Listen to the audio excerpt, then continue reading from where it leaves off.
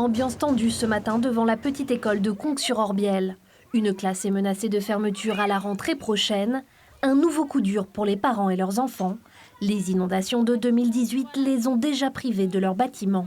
Les enfants se retrouvent dans des AGECO, c'est quand même assez petit, c'est brouillant.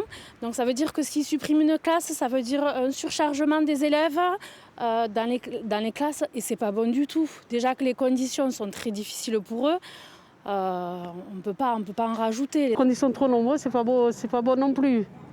Les classes de 30, c'est pas bon, mais bon. On voudrait pas que ça ferme quand même. Avec près de 300 élèves en moins scolarisés dans l'Aude à la rentrée prochaine, l'inspection académique prévoit la suppression de 23 classes dans le département. Les communes de Fangeau, Villa-Savary ou encore Salsigne sont concernées. Au-delà de la fermeture d'une classe, pour une année, les effectifs repartiraient à la hausse, que ce soit en 2022-2023. Et du coup, ça casserait cette dynamique. On craint, et les parents craignent à juste titre, une fuite.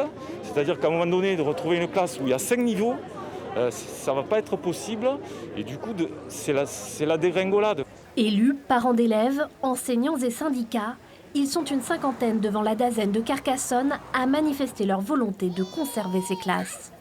Nous avons le Covid, les enfants ont été fortement impactés, ils ont perdu des heures de cours, ils ont perdu de l'instruction. Alors maintenant, il est de la responsabilité du gouvernement et de notre hiérarchie de les mettre dans les meilleures conditions pour apprendre. Et donc, pas de fermeture de classe dans l'Aude.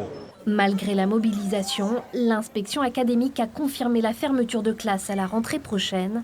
Mais en parallèle, 8 postes supplémentaires seront créés.